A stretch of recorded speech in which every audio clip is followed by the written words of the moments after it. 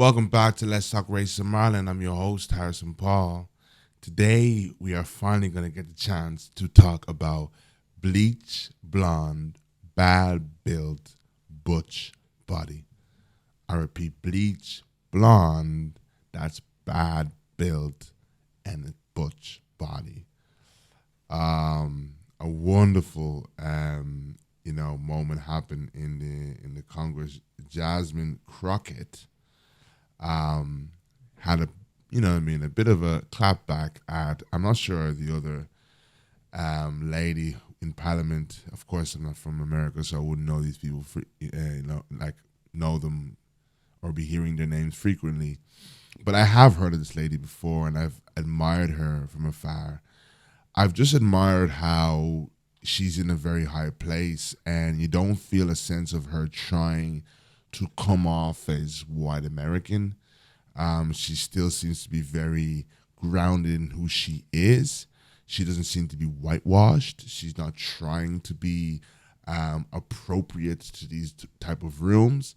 And I really commend that level of courage. I definitely think that she is somebody who should be remembered for her time there. Now, I don't know how well she's done in regards to her job and policies, but like I said to somebody before, for me, a lot of these jobs really do, it is about character. So if I can see there are parts of your character that I guess are very telling about maybe the work that you do, I'm already a fan. So I'm a fan of Jasmine, to be honest with you, Miss Crockett. But yeah, so she had a clap back. I think everyone has seen it by now. There's been remixes. I've been singing it. One of the remixes I couldn't stop singing it, actually.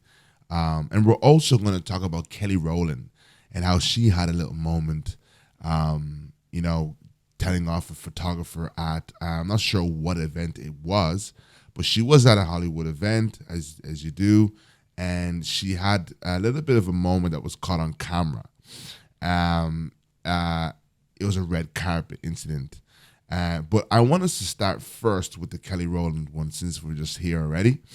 And I want us to talk about her. I'm going to show the picture on the screen of how she actually, the image that was seen of her kind of, having some words for somebody. And then we're going to then skip next to, I'm going to put on the screen right now for you to see her response when she was asked about it at another red carpet event. Check this out. The woman knows what happened. I know what happened. And I have a boundary. And I stand by those boundaries. And that is it.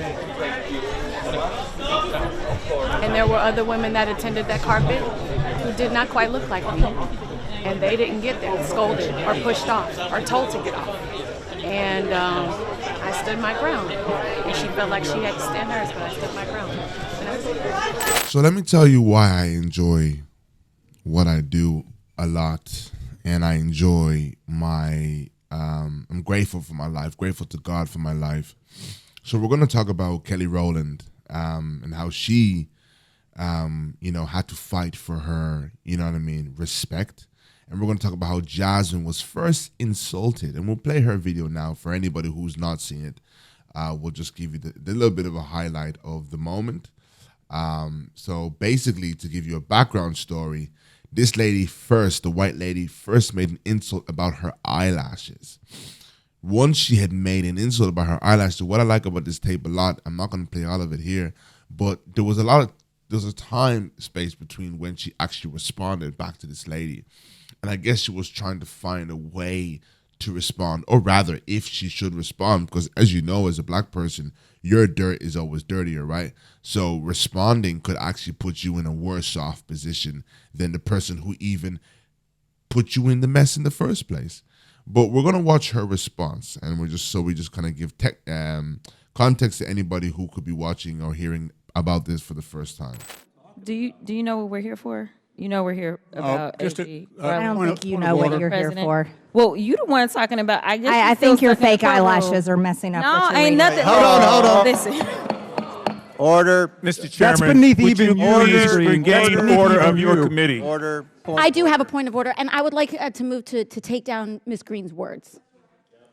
That is absolutely unacceptable. How dare you attack meeting will the suspend, physical meeting will appearance of another suspend. person? Are your Move feelings hurt? her words down. Aw. Oh, girl, baby girl. Oh, really? Don't even play. with Baby me. girl? I don't We think are going to so. move, and we're going to take your words down. I Thank you very second much. that motion. So, you agree to strike your words? Yeah. I'll Okay. agree. Ms. Green agrees to strike her words. I believe she Chair needs to recognizes apologize. Mr. No. She Perry. needs to Okay, apologize. hold on. Then after Mr. Perry's going to be recognized, then Ms. Green I'm not still has 4 minutes and apologizing. 21 Well, seconds. then Okay, you're reserve not the right to striking your object. words. I am Mr. not Perry. apologizing. Now let's go. Come on, guys. It's me. Ms. Crockett. I'm just curious, just to better understand your ruling. If someone on this committee then starts talking about somebody's bleach blonde, bad built butch body, that would not be engaging in personalities, correct? A what now? Chairman, I make a motion to strike those words. I don't think that's Hold a on. I'm parliament. trying to find clarification on what qualifies. Chairman, I didn't- motion to I had strike no those idea words. what you just said. We're not gonna do this. Look, you guys earlier literally just. Oh, said You yes. Y'all did it just first. voted to do Y'all it. did it first, so you You don't want to just talk about voted it. to do it. Order. I'm trying to get Okay. clarification. Look it, calm down. Calm No, down. because this I is would what like to y'all get do. through proceedings. So I'm trying Hey, to get Ms. clarification. Crockett, you're not Y'all wanna- recognized. Oh, that was good. That was good. You see the other guy, he couldn't stop himself from laughing. That was too good. This is funny.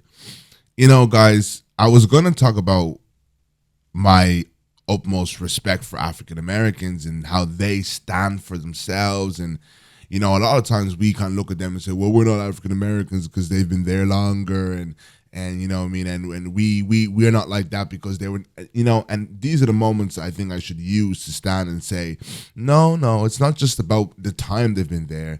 It's what they've developed while they're there.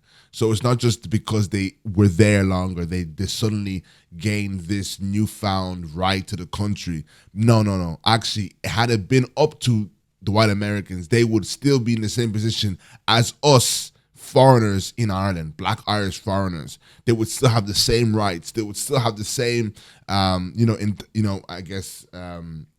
to certain things and being still treated the same.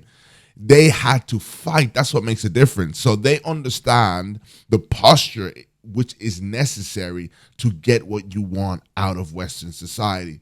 So what I think and what I know is that it doesn't mean that we have to wait that same amount of time. We could actually take notes from our brothers and sisters and realize, okay, so you got to handle it a little bit tougher. You got to handle it a bit stronger.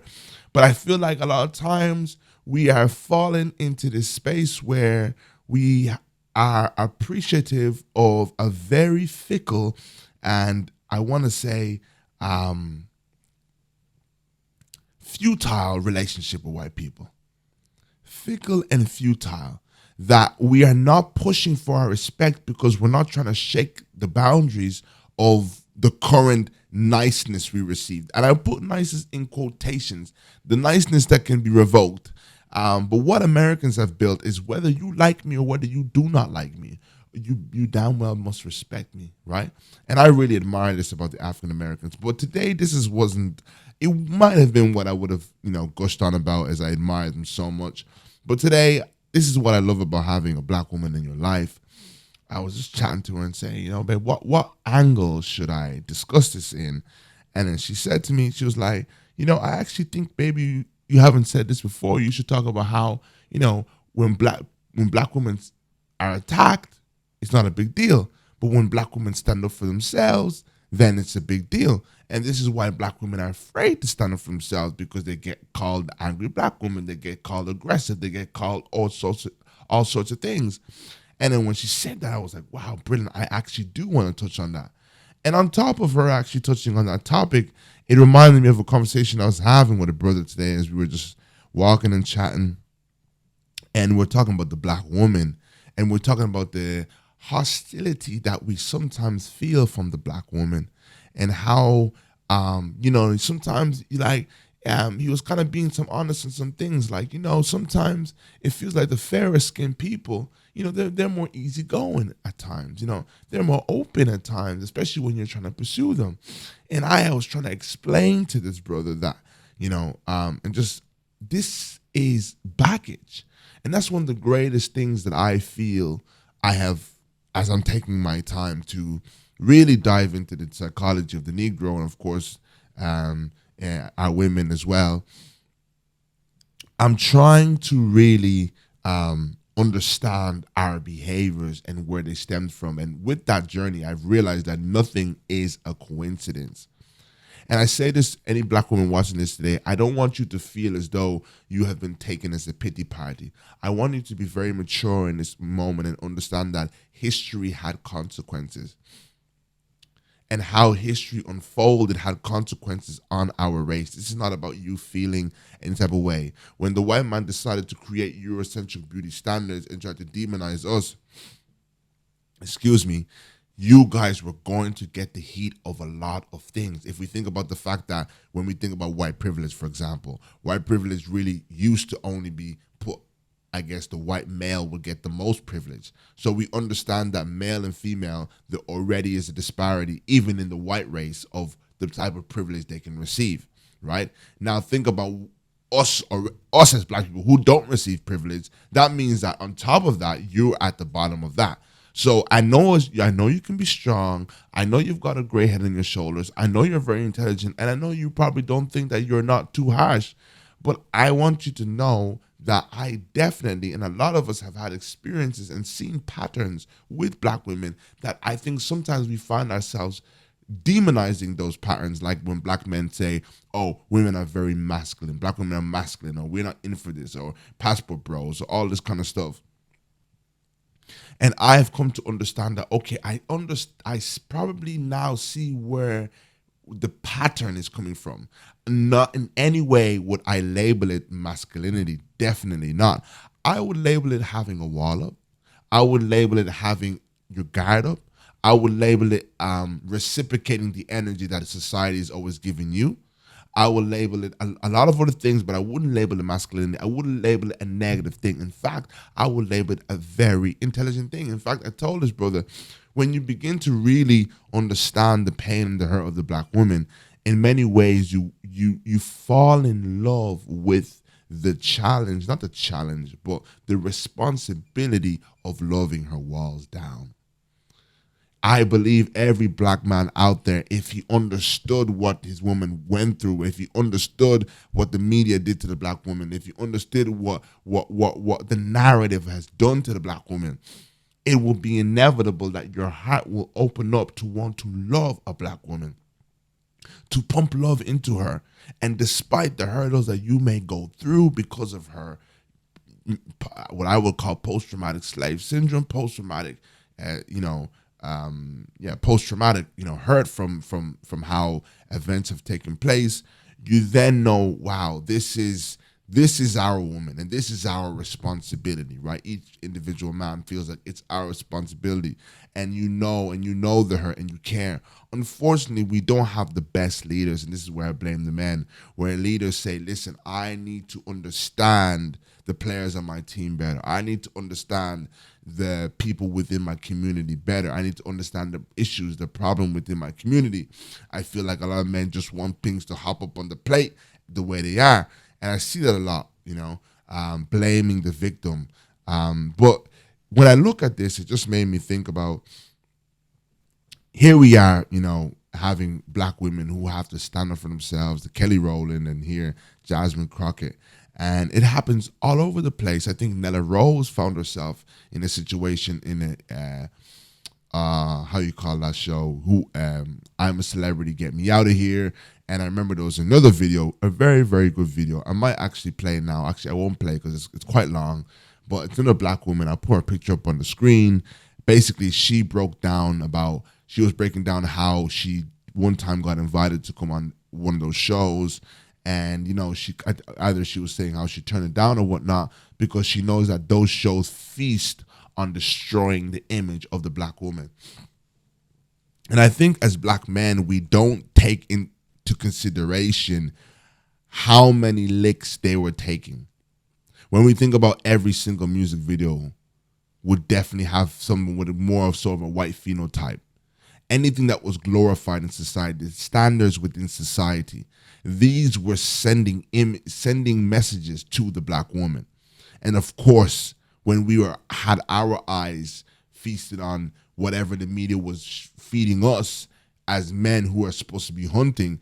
You know, black women are finding out that we were not hunting them, or rather we were prioritizing them. And if we did hunt them, they're finding out that we would probably parade or masquerade a white woman or a woman with more, you know, European phenotype more than we would a sister with more robust features. So these were the conversations we were kind of having, you know, this brother and I today, just really about, you know, what they've gone through. And I'm really, you know, in this deep yearning to find out how I can fix it. And even as I look right now on my screen is a picture of Jasmine Crockett, and I think about the wig, and for me, everyone thinks it's just the wig or it's just the hairstyle. It's just the. I think a wig is definitely, you know, your head is your crown, right? It's like the top of your head.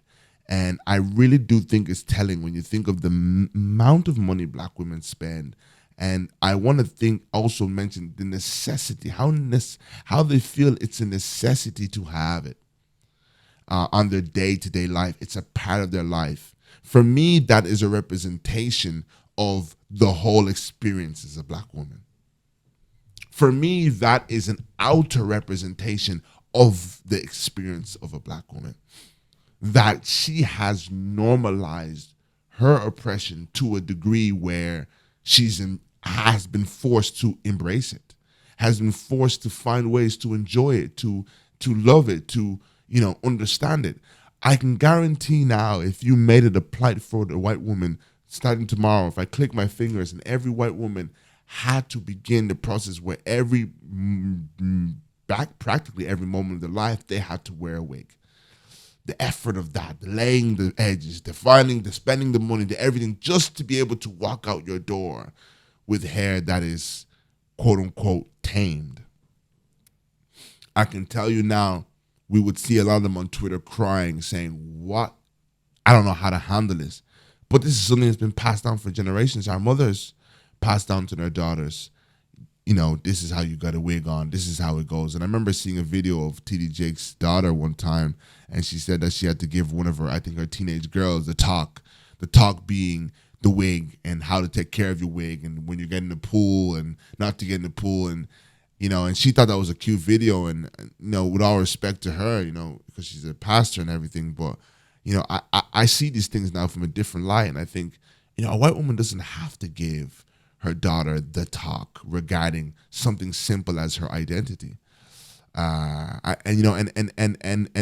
these factors, I have another video and I'll put up on the screen for you guys to go, hopefully, and watch it. But I really broke down Passport Bros and broke down a lot of things concerning white women and black women and the different experiences that they've had in this life, right?